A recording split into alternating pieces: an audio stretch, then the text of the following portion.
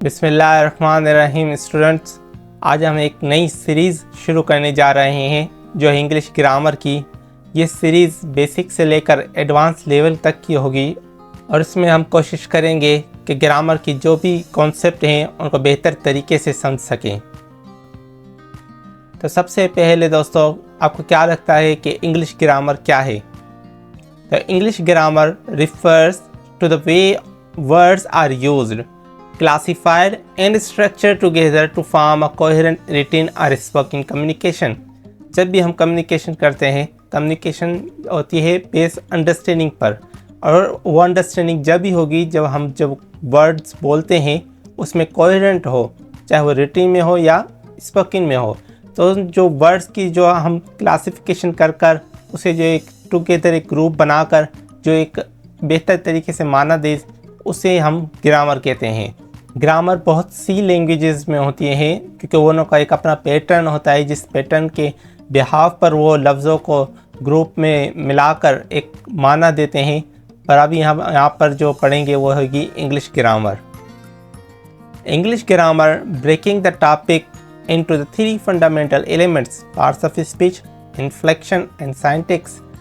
English grammar को हम जो है, ये कोई फार्मल वे नहीं है कि हम इसे डिवाइड कर रहे हैं, पर एक इनफॉर्मल तरीके से अगर हम इसको इंग्लिश ग्रामर को डिवाइड करें तो हमें पार्ट्स ऑफ स्पीच मिलेगी, इन्फ्लेक्शन मिलेगा और सिंटैक्स मिलेगा। इन तीन पार्ट्स पर ही इंग्लिश ग्रामर मुश्तमिल है। तो हम इसे वन बाय वन डिस्कस करेंगे कि पार्ट्स ऑफ स्पीच क्या है और उसमें कौन कौन सी चीज़ें आती हैं, फिर इन्फ्लेक्शन क्या है, ये क्या चीज़ है और उसमें कौन कौन सी चीज़ें आती हैं, फिर हम सिंटैक्स की तरफ चलेंगे। सबसे पहले पार्ट्स ऑफ स्पीच, इसकी हम बुनियादी थोड़ी डिफिनेशन और इसके बारे में पढ़ लेते हैं, फिर इसे हम डीप में आगे एक न्यू लेक्चर में डिस्कस करेंगे। तो पार्ट्स ऑफ स्पीच आखिर है क्या? The parts of speech are the categories to which different words are assigned based on their meaning, structure and function in a sentence. ये बेसिकली जो वर्ड्स होते हैं जो सेंटेंस में, जो इससे हम मिलाकर सेंटेंस में लाते हैं, तो उनकी कैटेगरीज हैं, उनके ग्रुप्स हैं।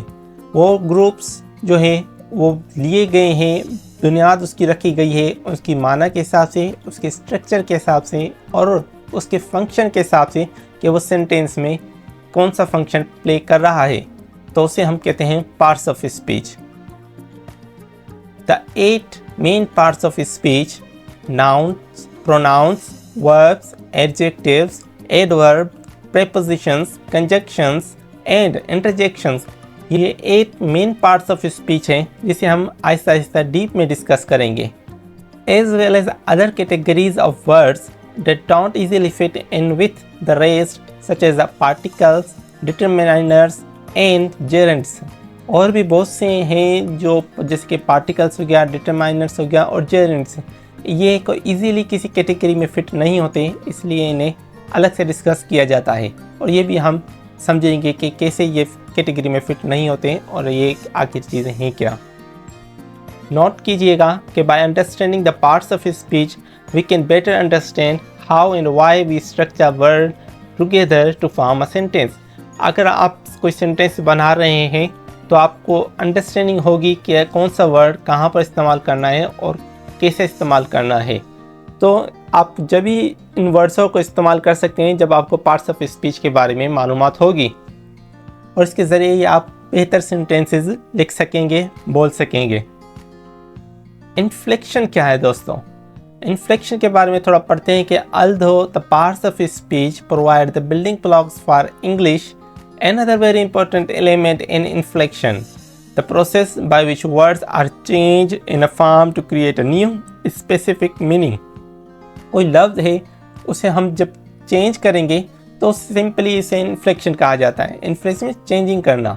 जैसे कि आपको पार्ट्स ऑफ स्पीच के बारे में तो नॉलेज हो गई है थोड़ी कि लफ्ज़ों को जो है वो ग्रुप में तकसीम किया गया है, तो उसे हम पार्ट्स ऑफ स्पीच कहते हैं। पर वो जो लफ्ज़ है उसे हम कैसे एक न्यू वर्ड्स क्रिएट कर सकते हैं, कैसे उससे हम चेंजिंग लाकर उसकी माना में तब्दीली कर सकते हैं, तो इस प्रोसेस को कहा जाता है इन्फ्लेक्शन। बहुत इंपॉर्टेंट है इंग्लिश ग्रामर में, क्योंकि आप किसी भी वर्ड को एक न्यू वर्ड में क्रिएट कर सकते हैं, उसकी माना को चेंज कर सकते हैं, उसके पार्ट्स ऑफ स्पीच चेंज कर सकते हैं, और ये कैसे करेंगे ये हम इन्फ्लेक्शन में सीखेंगे।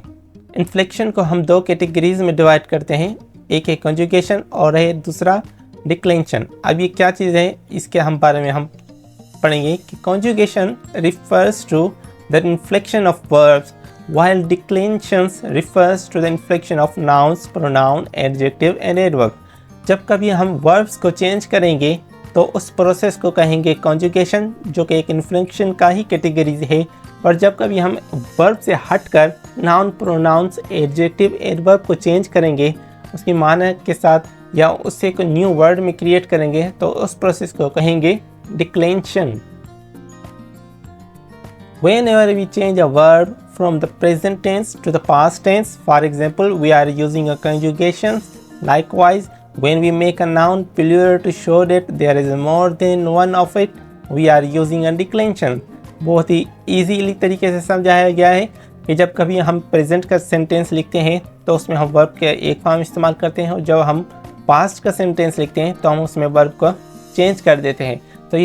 तो ये जो चेंजिंग का जो प्रोसेस होता है वर्ब का, इसे हम कंजुगेशन कहते हैं। और जब कभी हम नाउन्स को सिंगुलर प्लूरल करते हैं या उसमें थोड़ी भी कोई चेंजिंग करते हैं तो उस प्रोसेस को हम कहेंगे डिक्लेंशन। सिंटैक्स क्या है? सिंटैक्स का ये सब हम एक नॉर्मली उनकी डिफिनेशन, उनके अंडरस्टैंडिंग के लिए समझ रहे हैं, फिर इन्हें हम ऐसा ऐसा डिस्कस करेंगे बहुत ही डीप में। तो सिंटैक्स का मतलब होता है कि the rules and the patterns that govern how we structure sentence. ये कुछ रूल्स होते हैं, कुछ पैटर्न्स पर मुश्तमिल होता है कि किस तरीके से हम सेंटेंस को बनाते हैं, उसकी जो इल्म है उसे कहते हैं sentence. The grammatically structures that constitute syntax can be taught of a hierarchy with a sentence at the top as the largest cohesive unit in the language and words the parts of speech at the bottom। जब कभी हम grammatically structure के हिसाब से इसी sentence को या इसी ग्रामर को हम डिवाइड करेंगे तो सबसे बड़ा जो यूनिट जो आपको मिलेगा वो मिलेगा सेंटेंस। क्योंकि आप सेंटेंस को एक जब बयान करेंगे तो आपको फुल ग्रामर के रूल्स और रेगुलेशन को मालूम होगा, तभी आप और सेंटेंस बनाएंगे।